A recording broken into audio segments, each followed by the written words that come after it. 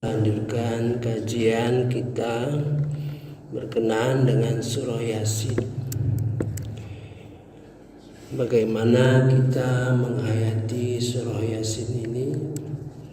Karena surah ini sangat digemari, dibaca, maka merupakan suatu kewajiban kita untuk memahami dengan sebaik-baiknya. Kita menggunakan metode sama dengan surah Al-Hijr, di mana kita melihat pokok-pokok isi daripada surah Al-Hijr yang kita pernah lakukan. Ternyata di dalam surah Al-Hijr itu ada tujuh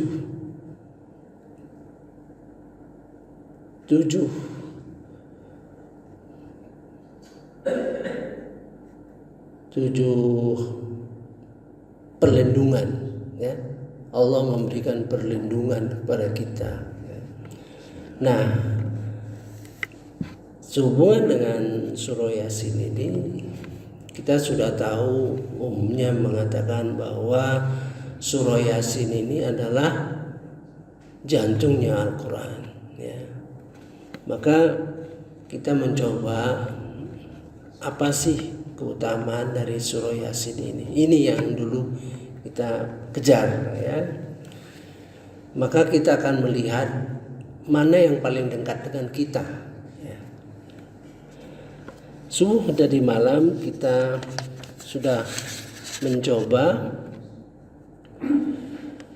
menemukan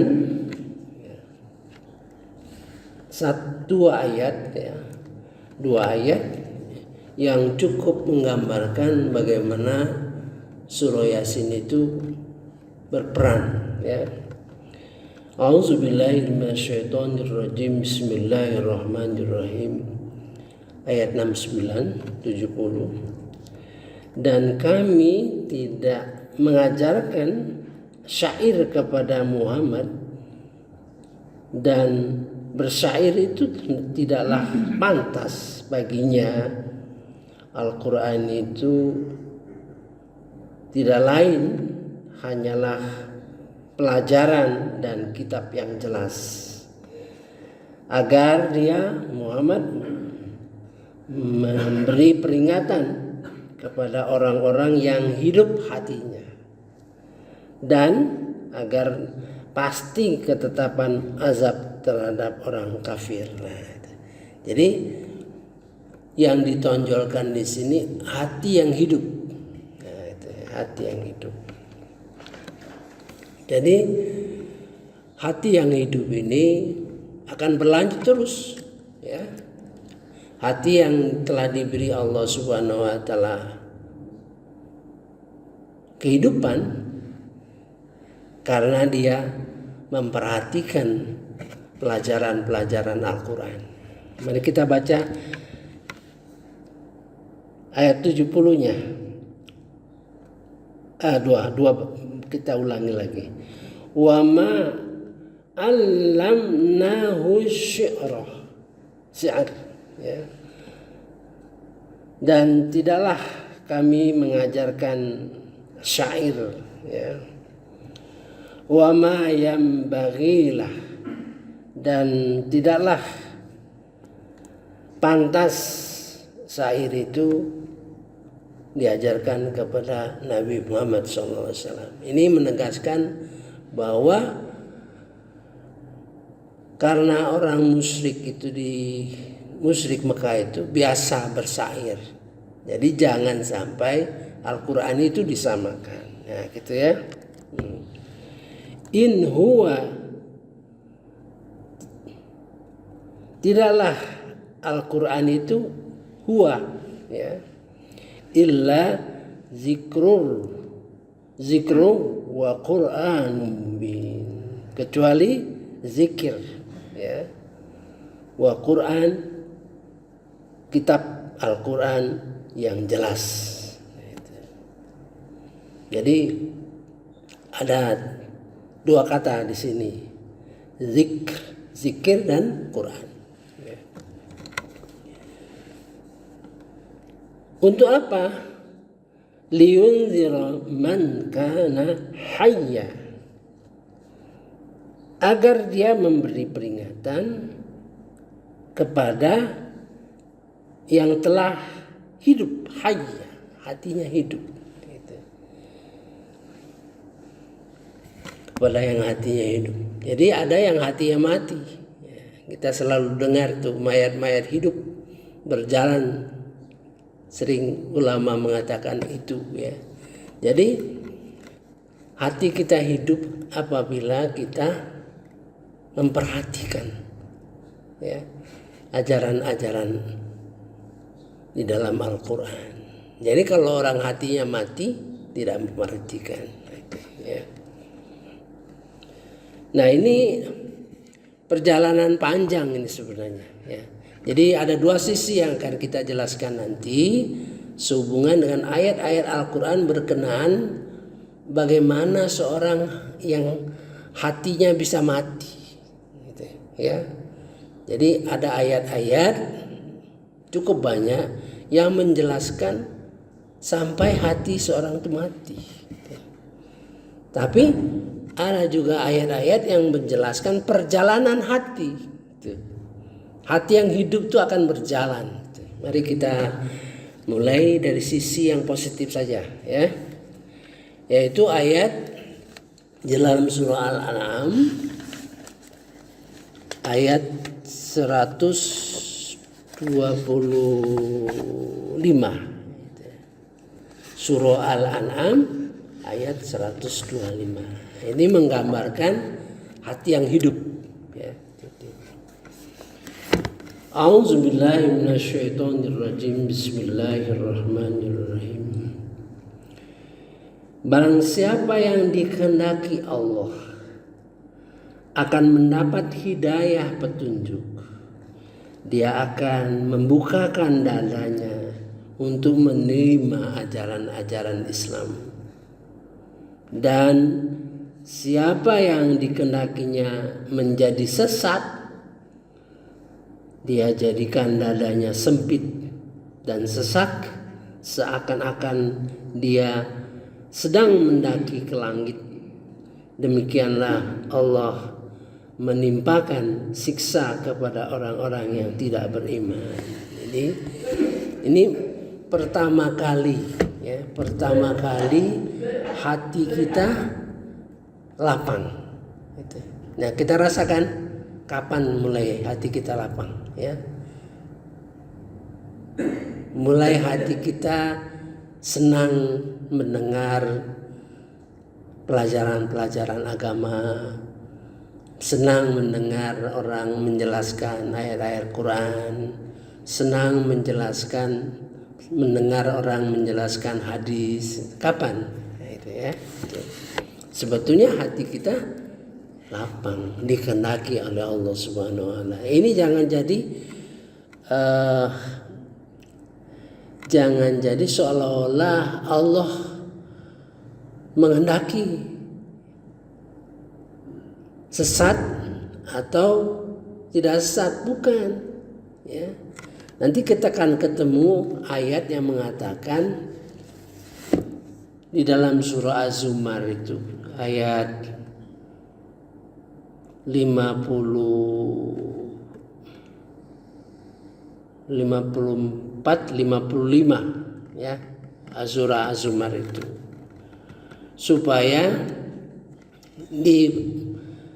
diperintahkan kita ya, wattabi'u ahsana ma unzila ilaikum. Apa yang ikutilah dengan sebaik-baiknya apa yang diturunkan kepada kamu. Dia bicara langsung pada kita ya.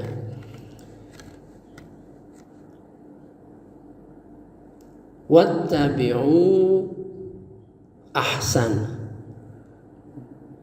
ma unzila ilaikum mir rabbikum. Ikutilah sebaik-baiknya ya, apa yang diturunkan kepada kalian. Maksudnya ikuti Quran, gitu kan? Jadi perintah itu kepada kita untuk sebaik-baiknya mengikuti Al-Quran ya. Jangan sampai ada 3 ya. Ada 3. Jangan sampai terjadi nanti di akhirat nanti karena kita tidak mengikuti, tidak menjalankan ya, menjalankan tentu kita mendengar orang menjelaskan isi Al-Quran itu ya sudah termasuk gitu. Senang kita mendengar, memahami, mengerti, ada ceramah kita dengar, ada orang menjelaskan kita dengar, kita baca, itu merupakan cara ya. Mari kita lihat ya. Ini sangat riskan ya. Kalau terjadi yang demikian ya. Mari kita lihat ya. Ada 3 ayat berikutnya. Yang tadi ayat 55. Kita baca ulang. Wattabi'u ahsana ma unzila ilaikum mir rabbikum. Ikutilah, pelajarilah, ambil intisarinya ya, gitu ya, dengan sebaik-baiknya apa yang diturunkan kepada kalian dari Tuhan kalian. Dia bicara, Allah tuh bicara langsung kepada kita ya, kepada kita.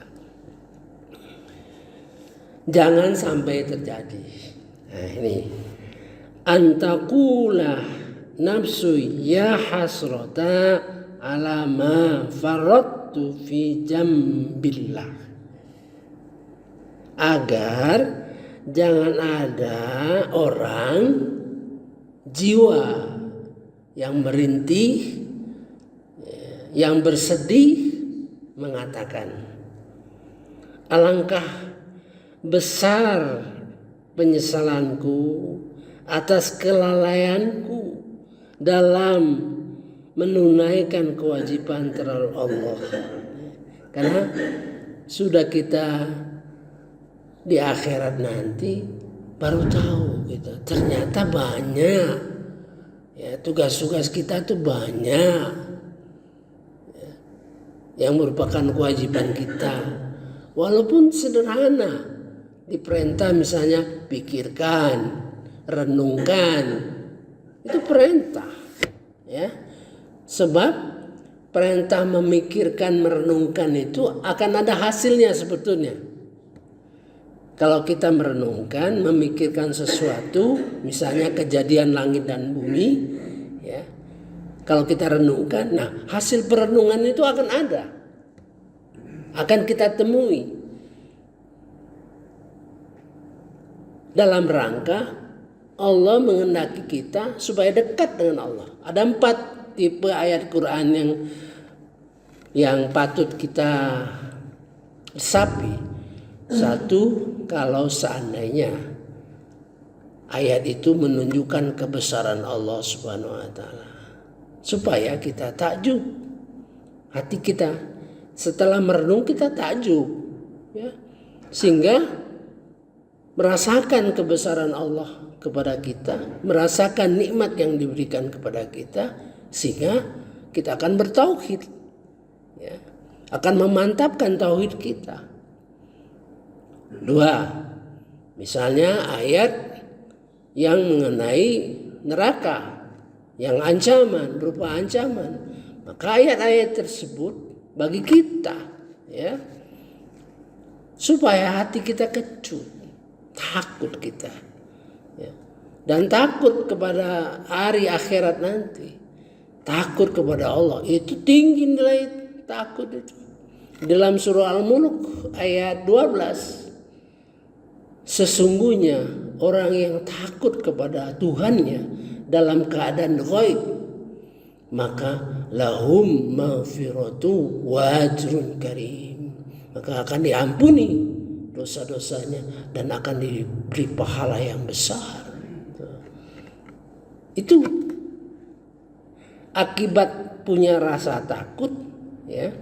Salah satunya terbenam di dalam hati kita itu rasa takut. Nah, rasa takut itu dinilai oleh Allah Subhanahu wa taala sehingga diampuni dosa-dosa kita dan diberi pahala yang besar. Ya, tujuannya untuk dekat kepada Allah Subhanahu wa taala. Kalau seandainya Allah menceritakan berita gembira mengenai surga, senang hati kita, ya, senang, sehingga menimbulkan rasa harap, roja terhadap Allah Subhanahu wa taala, membuat optimisme, ya, gitu. Ketiga itu. Keempat, kalau ayat-ayat itu menceritakan kelemahan kita, manusia itu suka keluh kesah, manusia itu suka gelisah, mau cepat-cepat. Nah, itu membuat kita sadar kelemahan kita. Kita rasanya kecil, tidak berarti, menimbulkan perasaan la haula la quwata illa billahil azim dan sebagainya. Nah, semuanya taqarrub kepada Allah Subhanahu wa taala. Itu ayat-ayat itu harus dipahami seperti itu, gitu, ya.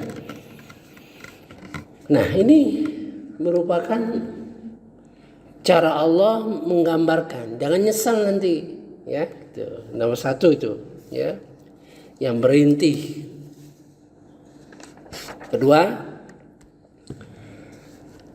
au taqula law anna Allah hadani, atau jangan sampai ada yang berkata, seandainya Tuhan memberi petunjuk padaku, nah, gitu, lakuntu minal muttaqin, maka aku jadi orang muttaqin.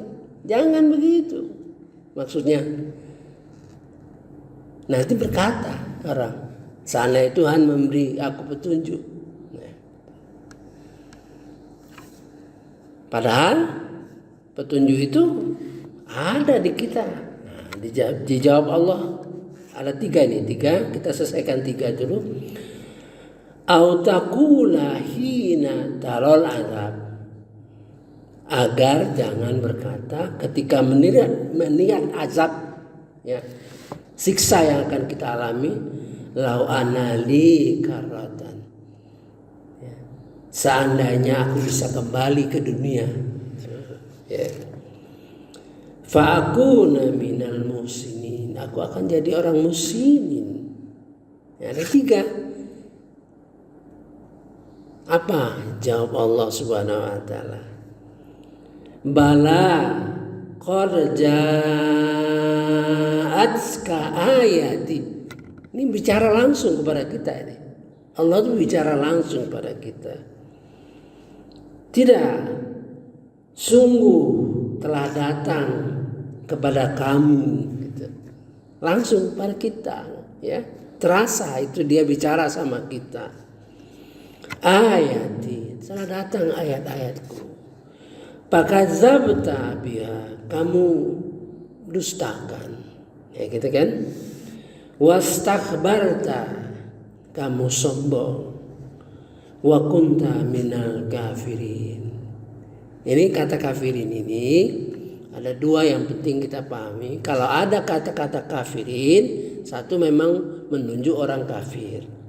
Kedua, bagi kita pelajaran, bagi kelakuan seperti itu adalah kelakuan orang kafir, gitu, yang mendustakan Al-Quran dan menyombongkan diri terhadap Al-Quran. Nah, kalau kita tidak mungkin pakai zabta, itu tidak mungkin. Mendustakan ayat Al-Quran itu tidak mungkin, ya. Kita mengiyakan, kita yakin, cuman kita tidak belajar. Itu cuman kita tidak belajar. Nah, tidak belajar terhadap zikr ini berbahaya betul dalam perjalanan hidup kita, gitu ya. Diterangkan bagaimana karena kita tidak tahu, ya, kita tidak paham dan tidak mau mengerti, kita tidak mungkin menyombongkan diri. Percaya kepada ayat Al-Quran 100%. Cuman kalau ditanya apa-apa yang dipahami, ya kita tidak tahu. Oleh sebab itu, karena ini perjalanan panjang yang memakan tahunan, puluhan tahun untuk memahami Al-Quran ini, maka sedikit demi sedikit kita pahami, sedikit demi sedikit kita pahami, gitu. Kalau gerak hati seperti itu, insya Allah Tuhan akan menyempurnakan pahalanya. Ya, misalnya, ya, kita sampai meninggal dunia kita tidak paham benar, ya, tidak paham banget lah. Tapi ada usaha kita memahami sedikit, wafat kita, insya Allah Allah akan menyempurnakan, ya, pahalanya kepada kita.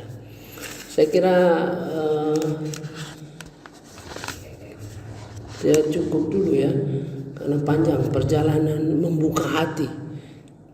Membuka hati itu dalam Quran itu panjang perjalanannya kita, panjang perjalanannya. Ya, yang satu kita sudah pahami, apabila Tuhan Allah Subhanahu wa Ta'ala akan membukakan hati kita, melapangkan, mudah-mudahan Allah melapangkan jiwa kita, hati kita untuk menerima, ya, pelajaran-pelajaran agama kita dalam segala hal, ya. Subhanakallahumma wa bihamdika asyhadu an la ilaha illa anta astaghfiruka wa atubu ilaik. Wallahu a'lam. Wassalamualaikum